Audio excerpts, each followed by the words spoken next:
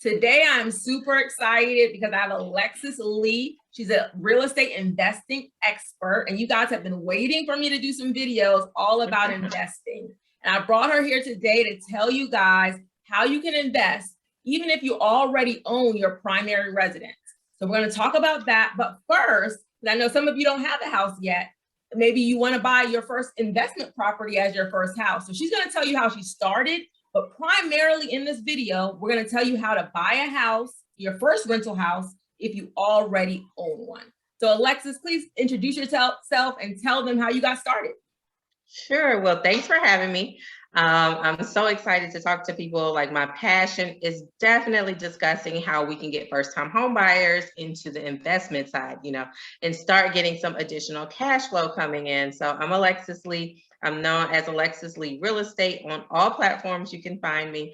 I am a realtor, an investor. I started out as a flipper.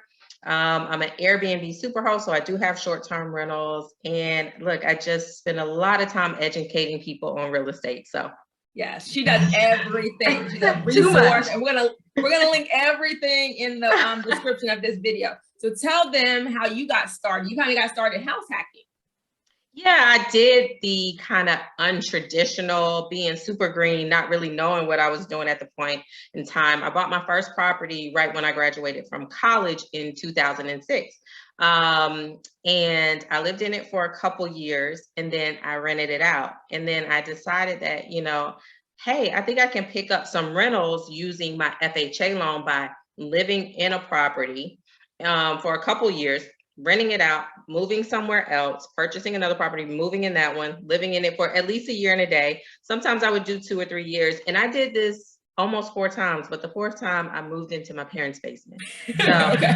That was my 4th little house hack. But I tell people, I think house hacking, if you don't already own your primary residence, if you don't already own it, it is by far the #1 way I would say start, right? You can always use your FHA loan and buy a multi-unit property, live in one, cash flow the other units up to 4 units. And what that's going to do is help you to be able to supplement the rental income, should cover your mortgage and hopefully bring you in some cash flow, where then the money that you were making, you use that to put it to a side to purchase additional investments. And so it's such a great tool. It's the lowest price point that you can get into a property at 3.5%. I mean, who doesn't want to buy a property at 3.5% down, right. and be able to make money off of it as well, Okay. So. Yes, and that's definitely true. And I think we're talking, like, both of us probably did it. You did it that way. And then I bought my first house. I think you said 22. I was 23, and I sold my property as soon as instead of renting it out, which I'm like regretting that right now, but I sold it, a couple of years later. But what I could have done was, like you said, went ahead and rented it out and did it again, at least, or was building my rental portfolio. So I kind of did it that way. That's why this video was going to be about people that did it my way. I bought my first house, and now I want to go back to invest. But I do agree, if you do not have, if you don't have a property yet, you may want to look into this to, build your portfolio first before you buy your single family residence that you plan to live in long term. Yeah, definitely. I always say I'm pro invest first, right? Because if we have the cash flow coming in, that doesn't do anything but put us in a better position when we do get to purchase our single family residence. So I did all that. I just recently built my own home. So now I do have a primary mortgage that I live in, and I haven't done that in a while. So, it's good to have the cash flow coming in that already cover that mortgage once you choose to do that. So yes, so you gotta help me and my subscribers. They bought a house. Some of us we bought a house. Now we want to go ahead and get a rental. So how best should we go about doing that as a first-time investment buyers? Yeah, so there's tons of methods, right? Right. Lots of different ways that you can start investing. I think 2 of the most simplest ways to do it is, 1, either you execute the BRRRR method, in which, me being starting as a flipper, of course, I'm going to say BRRRR method, right? And so that BRRR, right? 3 R's, 1 B. BRRR. Yep. Tell us all about it. So it's buy, and then it's renovate, Doesn't have to be a huge renovation, right? We're not talking Right. about tear down, full tear down. I'm talking about cosmetic renovations, carpet, paint, light fixtures, new fixtures, things that are going to add value to the property, maybe updating the bathroom. So buy, renovate, and then you rent it out, and then you refinance. And what we're going to do is refinance at, hopefully, you know, right now we're at 70, some people are getting 75, 80% loan to value. I like to be in the 75 range, 75% loan to value. And that should help you get back your initial investment. And now your tenant who's going to be paying your rent will cover your mortgage. So it's like you did a house, you got it, and you have no money in it. And now your tenant covers your mortgage and cash flows you additional money. All right. Okay. So I love BRRRR. And I think people get scared about BRRRR because they think you got to do full renovation to be able to put equity into a home. And you really don't. You can go in and do a cosmetic renovation if you're getting the property at the right price point and add value. And listen, you cash flow, you get out of it, and now you're making money on it, and you have your cash that you invested back.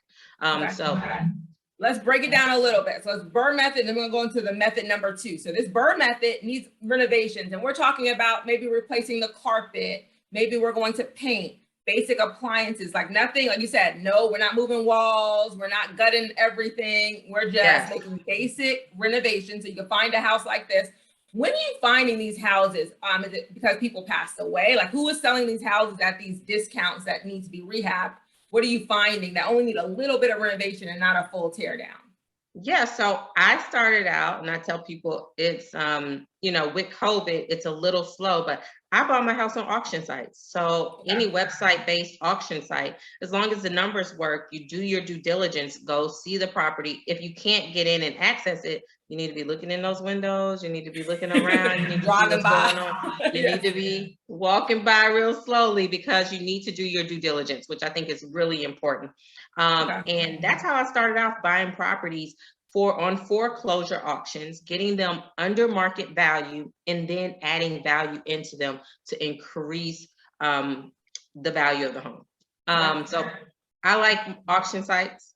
There are also tax liens that you can do on the courthouse steps.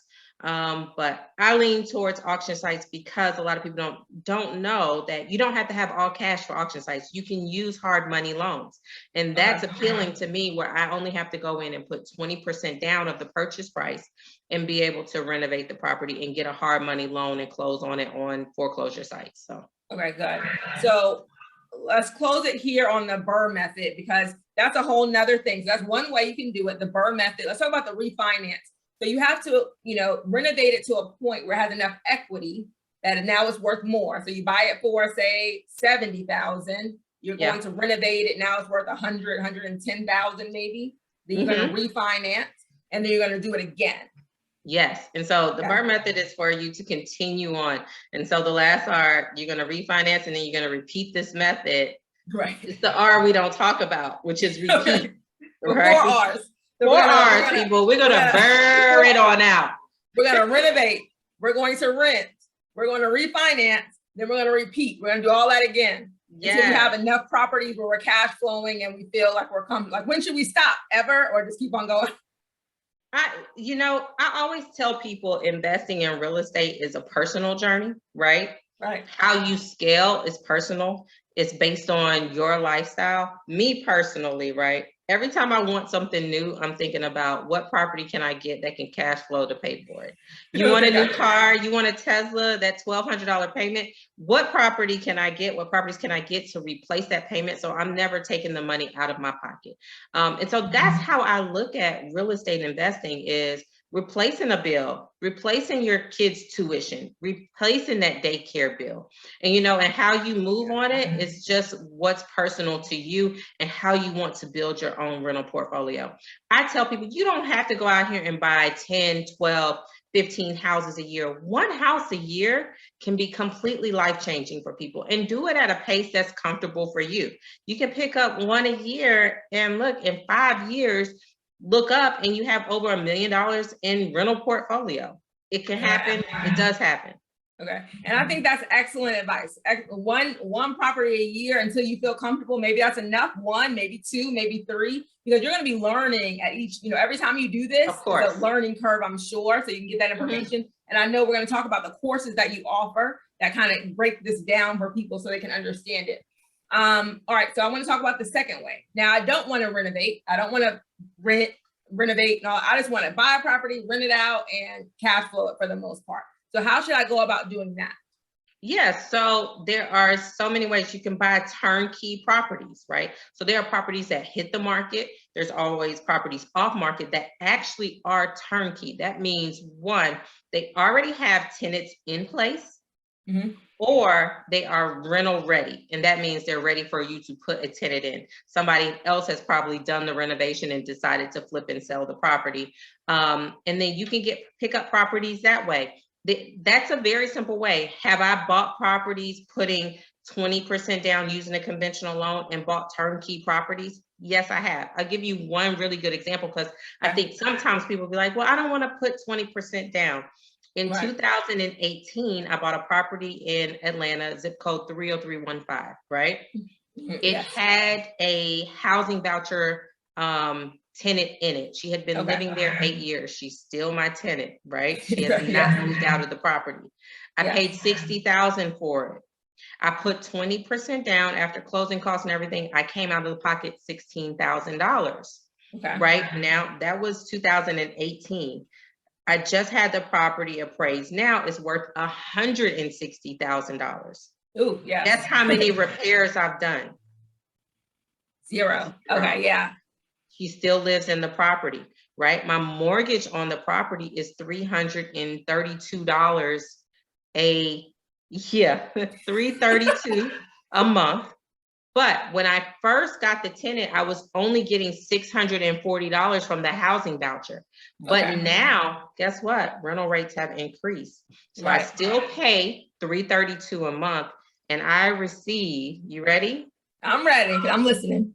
$1,309. Oh, that's beautiful. So not only do you have the equity, right? And you have now the cash flow for both. And I'm sure you could, use that in multiple ways as well.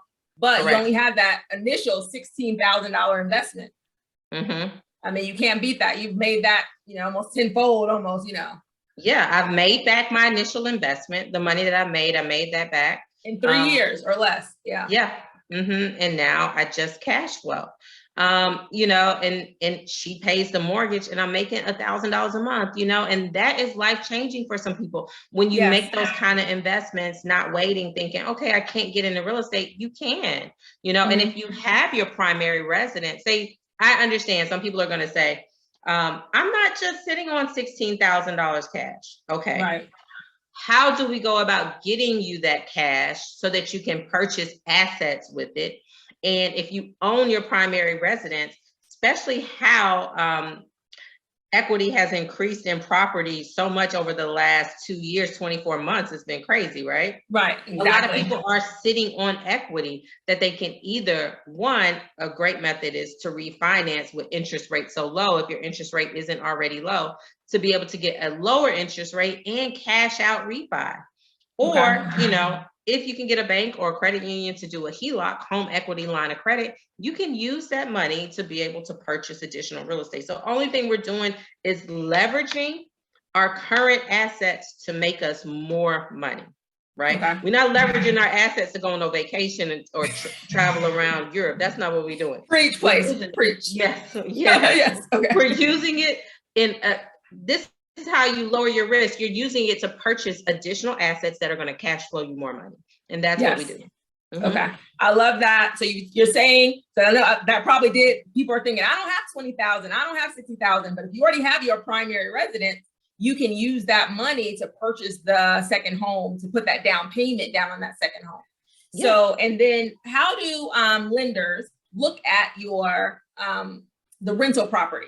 So I think people are worried about their debt to income ratio. Will they be able to, cover this and that sort of thing? How do lenders look at that when you're trying to be approved for these conventional loans when you already have a house?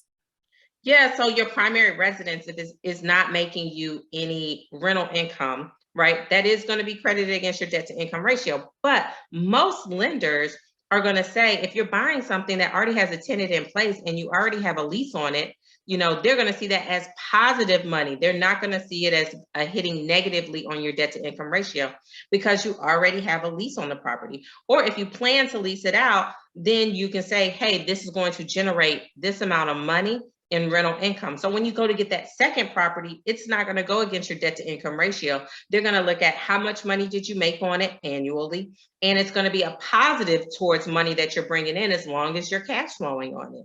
And so you have to look at it from that perspective. Rental incomes, you can buy up to 10 rental income. You can have 10 properties in your personal name, right? I like to put my rentals in my business though, right? So they're not my personal credit, they're not sitting on there, and I can use them to say, you know what, I've made this amount of money on them this year, and that goes towards crediting me my debt to income ratio when I go to buy additional properties. Okay, makes a lot of sense. And I think sometimes if the property is not rented, I know some lenders will look at least 75% of the potential rental income that you can get. Correct. As you know, positive income. Positive income, yeah. Gotcha. So don't be too worried about that debt to income ratio the way you were with your primary residence, making sure everything was so, you know, that you were able to qualify. They look at it differently because this is an income producing property. So you're making a lot of very good points. Okay, so we talked about I want to go back a little bit for hard money. They know what conventional financing is and going to the lender to get it. What exactly is hard money lending? You talked about it with the Burr method. What is hard money lending? Yeah, so hard money is short-term, what we consider short-term lending, right? And so your interest rates are going to be a little higher, but you're only getting this money for a short amount of time, anywhere from 6 to 18 months, because you're going to be expected to execute an exit strategy, right? And so your exit strategy will be either you sell the property, you flipped it and you sold it, or you refinanced out of it and you're holding the property. And so there are a ton of lenders that provide short-term lending for hard money, right? It's not going to be your conventional lender. You're going to go to what we call a hard money lender, a commercial lender. And what happens is, depending on your profile and your experience, is going to determine how much money that you'll have to put down to purchase the property and how much money they'll give you for the renovation costs, right? Just coming in new, this is your first one, right? Most lenders are going to have you put down 20% of the purchase price of the property, and they are going to finance 100% of your renovation costs. Okay. That's pretty standard across the board. Right. So either way, we're going to pretty much probably I know a few lenders might do like 15% for conventional, that sort of thing. You might be able to find a few, but for the most part, you need to plan on that 20%, either 20% getting a renovated property, a property you have to renovate, or 20% for a conventional move-in ready rental property.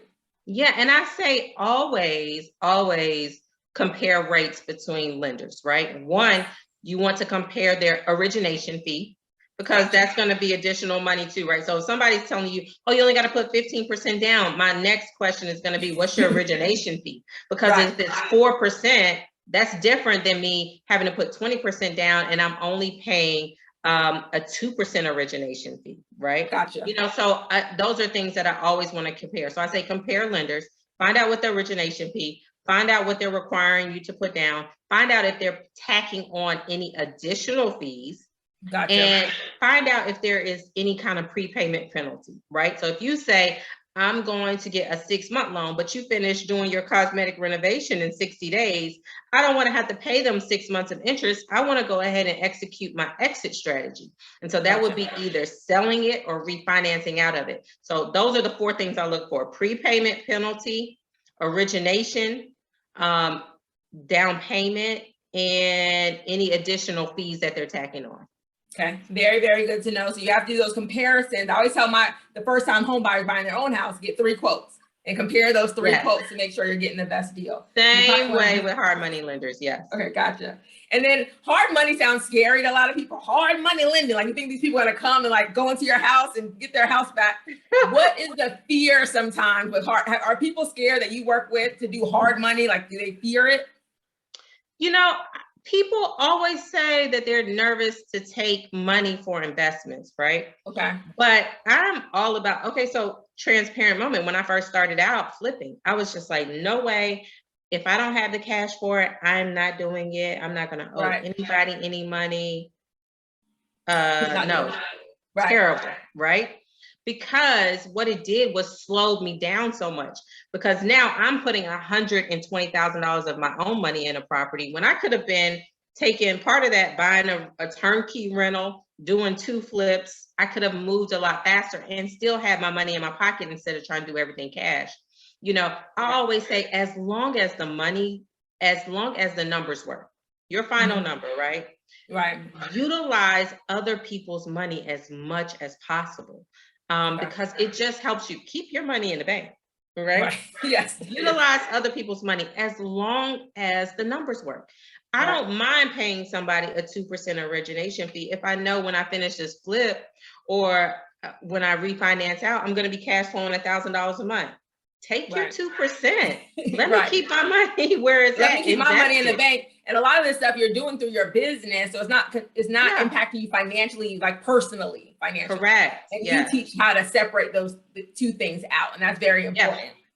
All right, so now I'm in it. I'm either going to do the BRRRR method, or I'm going to go ahead and get something moving ready, just do a conventional loan, or I'm going to do the hard money. What should I be looking for in a rental property? So what should I be looking for? And should I do it in my hometown, like where I live, like in my neighborhood, or in, you know, my metro Atlanta area, or metro area? Or should I be like looking at properties in other states? What do you think for first time buying my first rental? What should I do? Here's what I tell everybody, right? Okay. You can buy rental properties everywhere. People have to live everywhere. I do not subscribe to the notion of this is a good neighborhood, this is a bad neighborhood, this is going to rent well. I have tenants in all classes of neighborhoods, and I have good tenants in all classes of neighborhoods. Because why? Alexis screens her tenants very heavily, you know, and I make sure when I'm putting somebody in, they plan to be there, they plan to pay on time, because I don't have time for that. Okay. Yes. And she's great. Like, yeah, she's great. I love her Airbnb strategy. We're not getting Airbnb, but she has a great Airbnb strategy of how she picks her Airbnb tenants as well. Well, not tenants, but, you know, people that are in your properties. Yeah. So, you know, I say you can rent anywhere and be anywhere. Here's the caveat. If you are planning to do renovations on property, executing the BRRRR method, I personally feel like this is your first time, you should not be doing something long distance, right? Right. It's too challenging. It's too challenging to manage unless you just have family there, somebody that you trust, somebody to look over your property, and you have the ability to go there on a regular basis, right? So I like to stay within drivable distance of my properties if I'm doing renovations on them.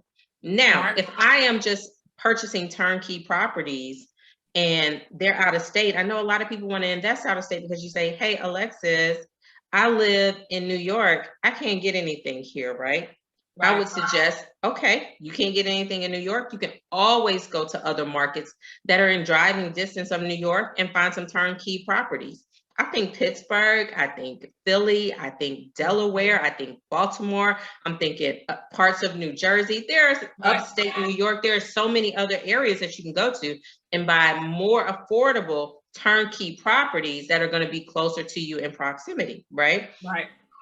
So I tell people, and then people say, well, I heard that the Cleveland market is really hot, or I heard Indiana is really hot and you can get stuff for $10,000, or in Detroit, Alexis, I was on your Instagram, you bought a property for $500, which I do, you know, in Detroit. Yeah, but you have to be either ready to hold them or renovate them. And if you do, then you have to say, you know what? I have a plan in place. I already have a team set up here. I have people that can assist me. I have property managers here, and make sure that you have the support system that you need so that you can be successful. Otherwise, you end up sitting on a property and it doesn't make you money. And that is not what we want around here. We don't do that. No. Yeah, so I get what you're saying. Basically, if definitely for renovations, try to keep them close, driving distance. You don't want to have to be dealing with renovations, especially your first time in a different state. So if you're going to renovate something, driving distance. If you're going to buy like a turnkey rental, you can do it out of state, but you probably still need some support as far as property management, real estate agents, that sort of thing in that state. Correct. Yes. Okay. Gotcha. All righty. And I think you've talked about this a lot, and I think I get it, but I want to make sure they get it. How to avoid risk, because this is some people, it was scary buying their first primary residence, the one they were going to live in. So it's super scary buying this, their first investment property, but I think they know this is something they should be doing, because a lot of times the first one, when they buy their first house, like, that wasn't that hard. That wasn't as hard as I anticipated. It's really easy. Now I should do this, it makes sense for me to invest, but it's scary to make that first step because they think, okay, what if I lose money? And, some people aren't in the financial, position to say, okay, I can't afford to lose. If I put this $20,000 up and I lose it, I can't afford it. So how can they mitigate, reduce some of that risk? And you've talked about it, if the numbers work. What are they looking for? I know you can't break it down 100% right now, but primarily, how can they reduce some of that risk to themselves? See, yeah, that's where I'm gonna plug my class, because they need to be in there. They need to know that I have a whole 2-hour segment on just understanding the numbers of it, because the financing is so important, right? I tell people here, and I'm just summing up quickly, take the emotion out of investing in real estate, right? Okay. Real estate's no emotional. Emotion. It's not emotional. I'm not emotional about any property I own.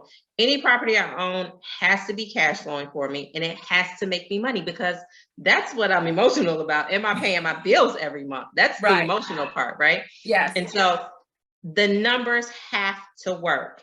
And so before you get into anything, you should be finding out, for one, am I paying above market value, or am I getting a good deal for the property? One. Two, what are the rental rates in that area, right? Right. Because it's great if you get a property for $100,000, but if it's only cash flowing, if it's only renting out for $600 a month, well, that's not going to do you any good, because you're going to be paying $500, $600 in mortgage, right? So do the numbers work, and really understanding. I like to be at the 1% rule, which is from the purchase price, I should be making in rental income every month at least 1% of my purchase price. Okay. Always 1% rule. So if $100,000, I should be making $1,000 at a minimum. At a minimum, okay, or higher. If you're not making that, doesn't make sense. It doesn't make sense at all. At all. Okay, gotcha. Yeah. At all. All right. So you're making a lot of sense, and I think, like you said, we're gonna have a special promo for you guys that want to get in the details to mitigate. Because what I say, my little tagline is confidently close, confidently buy your first home. And I think the confidence to buy your first rental property is really the education. When you're educated about something, you're like, oh, okay, I can do this because I'm educated, I know. And you have to, number one, make an investment in yourself to educate yourself, and then go behind people that know what they're doing, that have done it before, like Alexis. So you're not going behind your uncle, your friend, or your, just some random person telling you what to do. You want to internet economist is what I call them. What do you call them? Internet economists. It's so informative. We just have 2 more questions or 2 more things we want to cover. So I know you are very, the expert in also short-term rentals like Airbnb. So if I'm thinking about whether I should take the long-term rental route, so I'm going to rent it out long-term with, yearly leases or so, or should I go to short-term rental? What are some of the advantages and disadvantages to doing either short-term like Airbnb or just long-term rentals? Yeah, so pros and cons of both. Short-term rental, here I'll just hit on the major cons, but I got this course, and this is a module in my course too. I break it all the way down, short-term versus long-term rentals. But main pro of short-term rentals is going to be your return on investment. Of course, most short-term rentals are going to cash flow more money than long-term rentals, right? Why do I have a good mix of both? Why do I love both? Because one, long-term is less upfront work, right? I'm not doing as much. Yeah, you cash flow more money, but it's more work. Usually my long-term rentals, they manage themselves, right?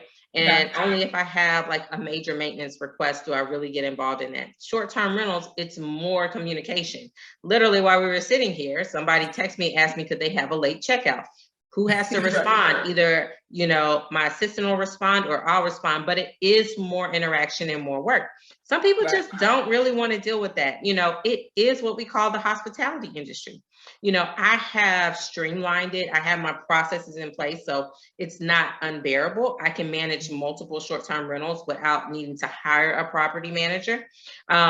But, you know, even having those processes in place, it does require you to have some kind of communication with the people, just because you're in the hospitality industry. And then long-term rentals, you're a landlord, you know, and that comes with its own issues. You know, if you have to face eviction, which you don't have to worry about on short-term rentals, because it's when you check out, that's the day you check out. If not, I'm going to call the police and they'll come on and escort you pay on up out. front, and you pay up front. So like you're paying, you got your money. Yeah, I've already got your money. Right? I don't have to say, where's your rent? Where's it at? Like, you don't come in my house. You don't get the keys until you pay your money. Yes, correct, right? So it makes it, you know, it's pros and cons of both. I tell people, if you are up for it, you know, some people just love short-term rentals. I do. I love the return on investment that I get from it. And I don't, you know, being in hospitality doesn't bother me. I enjoy it. You know, people love staying at my houses. I love them to feel comfortable and decorated and make it nice. And, you know, they feel like they're at home. And, you know, that's good for me. That's what I enjoy doing. But, you know, I also like to provide affordable housing. And I like to be able to say, you know what, here are the properties I own. I get to decide who stays in them, who I'm helping, who I'm supporting on that end. So it kind of is two different businesses.